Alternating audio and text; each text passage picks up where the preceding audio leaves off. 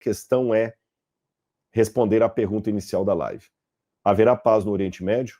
E por que tanta guerra naquela região do mundo? De todos os lugares do mundo que já houve batalha, o lugar que mais teve guerra foi o Oriente Médio. Eu sei que a Europa foi sede da Primeira e Segunda Guerra Mundial, mas nem a Europa com as cruzadas foram para o Oriente Médio, nenhum lugar do planeta Terra teve tantas guerras como no Oriente Médio. E dentro do Oriente Médio, nenhum lugar foi palco de tantas batalhas quanto Israel. Pode fazer uma pesquisa na história.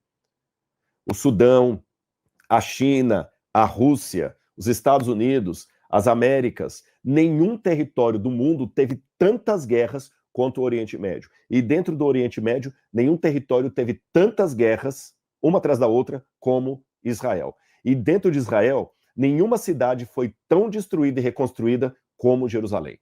Foram mais de 18, salvo engano, construções e destruições de Jerusalém. E por que isso? Primeira resposta bíblica. Gênesis capítulo 12, versículo 3, tem uma promessa de Deus a Abraão. Eu vou ler para vocês aqui. Gênesis capítulo 12, versículo 3. Deus falou o seguinte com Abraão. Abençoarei aqueles que o abençoarem e amaldiçoarei aquele que o amaldiçoar. Em você serão benditas todas as famílias da terra. No hebraico, esse verbo, em você serão benditas, esse verbo serão benditas, pode ser lido de duas maneiras, passiva ou reflexiva. Você pode traduzir isso em hebraico, em você serão benditas todas as nações da terra, ou em você as nações da terra encontrarão a bênção.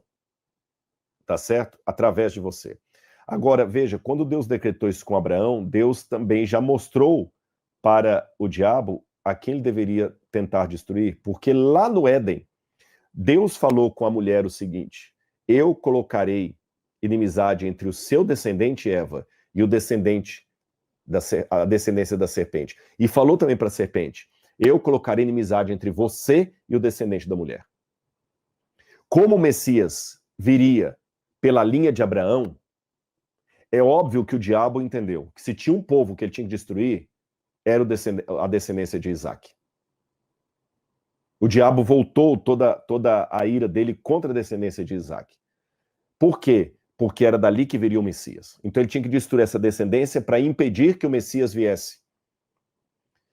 Quando você vai para Lucas 2, verso 14, Isaías 9, verso 6 e 7, você vê que o Messias é chamado de príncipe da paz. Ora, por que Jesus deveria ser o príncipe da paz? Porque ele viria realmente no mundo que estaria em guerra por causa do nome dele. Por isso que ele falou que seria objeto de contradição. Então, o diabo tem um ódio mesmo contra aquele lugar ali. O Salmo 122, verso 6, tem uma ordem explícita de Deus: orem pela paz de Jerusalém. Então, embora eu deixe bem claro que essa live não tem propósito político, mas para aqueles que querem politizar toda a discussão, eu afirmo, é bíblico orar por Jerusalém. Ah, Rodrigo, talvez alguém pode escrever aí, né? Mas temos que orar pelo mundo inteiro. Tudo bem, eu concordo, temos que orar no mundo inteiro. Mas Deus deixou bem claro, orem por Jerusalém. Eu tenho que ter compromisso com o mundo inteiro. Mas em primeiro lugar com minha família. Tá certo? Então Deus manda orar pela paz de Jerusalém. Agora olha que interessante. Lembra que eu falei de Isaac e Ismael? Ismael, primeira coisa que eu queria entender. Ismael também é descendente de Abraão. Isaac é descendente de Abraão. E quando Abraão mandou Ismael com Agar embora, Deus falou com Abraão assim: fica tranquilo, você cometeu um erro, mas eu vou abençoar esse menino. Tem uma bênção para Ismael. Então o povo árabe, inimigo de Israel, também tem uma bênção sobre eles. Assim como tem uma bênção sobre os judeus. Aí você pode falar, mas eles rejeitaram o Messias. Parece que a bênção vem mais pela misericórdia de Deus do que pelo merecimento. Deus não está abençoando o que eles merecem. Deus está abençoando como um ato de graça da parte de Deus, e a promessa que ele fez para Abraão: eu abençoarei os seus descendentes. Por isso que os Emirados são tão ricos com petróleo e com um monte de coisa. E os judeus também conseguiram, em 77 anos, se não me engano, da criação do moderno Estado de Israel, construir um país que tem um dos maiores números de tecnologia do mundo e está sobrevivendo a toda a opressão árabe ali. Agora, o que o povo faz com a bênção que Deus lhe dá é outra questão. Mas que tem uma bênção de Deus sobre os descendentes de Abraão, tem, porque Deus prometeu, é bíblico. E o curioso é que Deus mostra ismaelitas salvando José do Egito. Os irmãos judeus, os irmãos hebreus de José queriam matá-lo ou escravizá-lo. Os ismaelitas que o tiraram dali e o levaram embora. Mesmo que não por um ato tão nobre dos ismaelitas, descendentes de Ismael. Mas Deus usou ismaelitas para salvar José.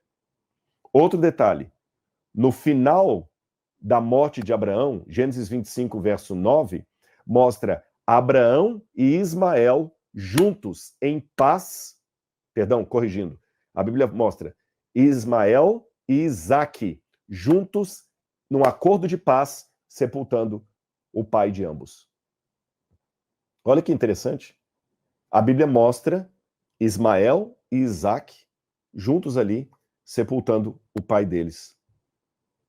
Jacó e Esaú também, que eram inimigos dos edomitas, Gênesis 33, verso 4, mostra os dois se reconciliando.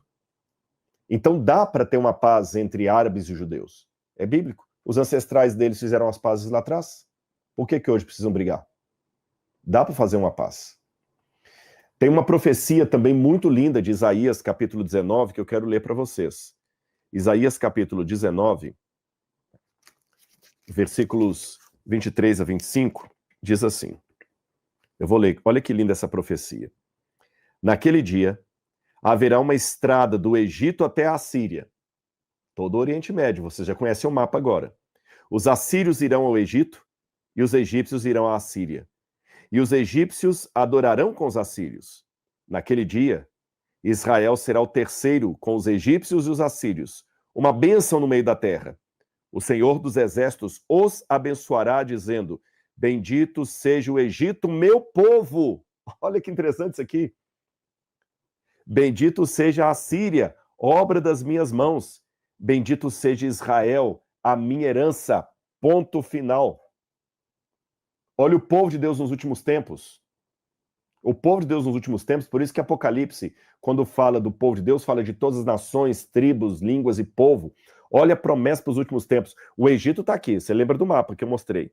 A Assíria está aqui. No meio dos dois está Israel. O Egito vai até a Assíria para adorar, a Assíria vai até Israel para adorar, e o terceiro será Israel. E eu falarei, bendito seja o Egito, meu povo. O Egito não está indo para adorar ídolos, senão Deus não ia falar bendito seja o meu povo. É uma adoração ao Deus verdadeiro. Essa profecia, para mim, é uma profecia que Deus vai cumprir. Como? Eu vou explicar como daqui a pouco para vocês. Olha também essa outra profecia aqui, de Isaías capítulo 2, versículos 2 a 4. Isaías também, no capítulo 2, versículos 2 a 4. Olha que linda essa outra profecia também de Isaías. Isaías 2, 2 a 4. Nos últimos dias, o monte do templo do Senhor será estabelecido no alto dos montes e se elevará sobre as colinas. Para ele afluirão todas as nações. Muitos povos virão e dirão: venham, subamos ao monte do Senhor e ao templo do Deus de Jacó, para que nos ensine os seus caminhos e andemos nas suas veredas, porque de Sião sairá a lei e a palavra do Senhor de Jerusalém. Ele julgará entre as nações e corrigirá muitos povos. Estes transformarão as suas espadas em lâminas de arado e as suas lanças em foices para plantar e colher. Nação não se levantará a espada contra nação, nem aprenderão mais a guerra. Eu estou esperando o cumprimento dessa profecia. Agora, quando essa profecia vai cumprir, Rodrigo? Aí que é o interessante. Porque Zacarias, capítulo 8, também fala das nações vindo a Deus. Porém, Lucas, capítulo 21, versículo 24, diz o seguinte. Aqui que tem o problema. Lucas, capítulo 21, versículo 24. Cairão ao fio da espada e serão levados cativos para todas as nações. E até que o tempo dos gentios se completem, Jerusalém será pisada por eles. Essa é uma passagem de difícil interpretação, mas eu vou explicar para vocês o que eu entendo. O que seria o templo dos gentios? O tempo de oportunidade que Deus dá para todos os não-judeus se converterem. Ainda estamos no tempo dos gentios. Quando vai terminar esse tempo dos gentios?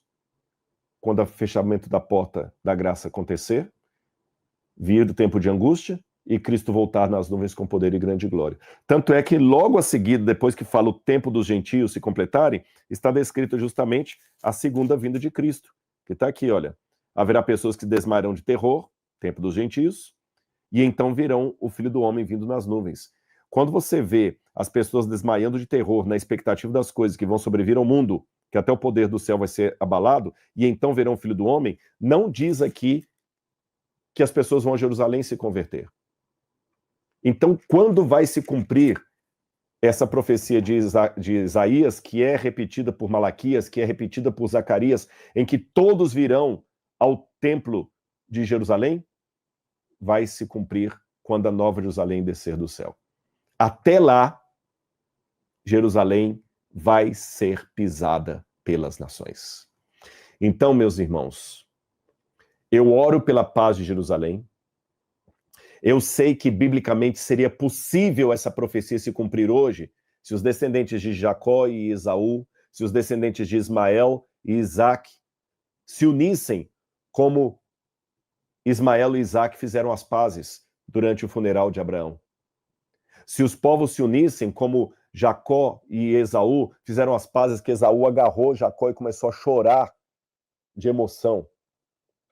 Essa promessa que Deus deu através de Malaquias, Zacarias e Isaías é uma promessa condicional. Ela poderia se cumprir hoje se os povos deitassem os mísseis, as armas e se abraçassem. Mas, infelizmente, Jesus, que do alto do Monte das Oliveiras chorou sobre Jerusalém, falando assim, Jerusalém, Jerusalém, que matas os profetas e apedreja aqueles que te são enviados. Quantas vezes eu quis te reunir como a galinha reúne seus pintinhos e você não aceitou. Olha o tempo da sua visitação, Jerusalém, essa expressão idiomática, o tempo da visitação de Jerusalém é o tempo do seu juízo. Jesus chorou sobre Jerusalém. E, por favor, não venham com linguagem antissemita falando que Jerusalém está sofrendo porque rejeitou o Messias, é castigo de Deus. Não, Jerusalém, Jesus não estava bem feito, Jesus estava sofrendo porque Jesus ama aquela cidade, o povo que está nela e os descendentes de Abraão. E nós somos todos descendentes de Abraão pela fé. Eu tenho ancestralidade judaica, bem de longe lá, mas tenho, por causa do Pereira. Mas ainda que não tivesse, pelo que Paulo falou, aqueles que aceitam Jesus como seu salvador pessoal são parte da promessa que Deus fez a Abraão. Eles são descendentes de Abraão pela fé. E aí Deus cumpre no japonês, no alemão, no inglês, no jamaicano, no sudanês, no filipino, no brasileiro, não importa, no argentino, em todos aqueles que reconhecem o Messias, Jesus, como seu salvador pessoal, Deus inclui essas pessoas na herança de Abraão e cumpre a promessa que ele fez ao patriarca. Em ti serão benditos alguns povos da terra? Não. Em ti serão benditos todos os povos da terra. Ou na outra leitura possível do hebraico, em ti todos os povos da terra encontrarão a bênção, porque a bênção de Abraão era para abençoar outros. Então você pode ser hoje um promotor da paz, você pode ser hoje um descendente de Abraão. Mas, pelo que a Bíblia dá a entender, até que o tempo dos gentios se complete, Jerusalém será pisada pelas nações. Então, temos que ser promotores da paz, mas sabendo que a paz verdadeira só chegará no Oriente Médio quando o que a inteligência artificial aí desenhou acontecer. Sabe o que é isso? Apocalipse 21 e 22, quando João fala, vi descer do céu a nova Jerusalém. E vocês se lembram que eu falei com vocês que existe uma teoria entre muitos judeus e cristãos da patrística e alguma inferência bíblica que o lugar de Jerusalém era onde era no passado o Jardim do Éden? E é interessante que se você ler passagens como as de Zacarias, Zacarias fala que no fim dos tempos o Monte das Oliveiras vai se fender em duas partes. E é interessante que o Monte das Oliveiras hoje são dois tipos de rocha diferentes, uma em cima da outra. Os geólogos dizem isso. Essas rochas vão se separar e o que está em frente? A atual cidade de Jerusalém. ela vai ser destruída pela segunda vinda de Jesus, mas ela vai se tornar uma planície. E ali, o Messias, depois do milênio, vai colocar os pés dele no Monte das Oliveiras e vai se fender, fazendo um grande vale. E alguns entendem que é ali que vai se cumprir Apocalipse, capítulo 21 e 22, quando a Nova Jerusalém descer do céu e ocupar o lugar da antiga Jerusalém na terra. Aí será o pacto de paz de Deus com seu povo. E aí virá o cumprimento da promessa. Vi novo céu e nova terra. Porque o primeiro céu e a primeira terra passaram e o mar já não existe. Quando fala mar já não existe, não significa que não haverá praia. No Apocalipse, inclusive eu estou preparando para o Bíblia Comentada uma aula sobre Apocalipse. Para quem está chegando agora, gente, se você se matricular no Bíblia Comentada, eu vou mandar esse livro de presente para você, Maria Madalena, a Verdadeira História, tá bom? Depois você clica no link aqui, você vai saber como é que você pode ganhar um livro desse. E lá no Bíblia Comentada vou gravar agora, em breve, aula sobre o Apocalipse. E no Apocalipse, quando fala mares, significa povos, nações, porque João estava preso na ilha de Patmos, e o mar era o que separava dos seus entes queridos. Então, quando fala o mar já não existe, quer dizer, não haverá mais povos, não haverá mais japonês, inglês, árabe, israelense, serão todos moradores de Nova Jerusalém. Também não haverá mais batista, católico, adventista, Assembleia de Deus, serão todos povos de Deus. E Deus mesmo estará com eles e lhes enxugará dos olhos toda lágrima. Aí nós vamos ver a paz.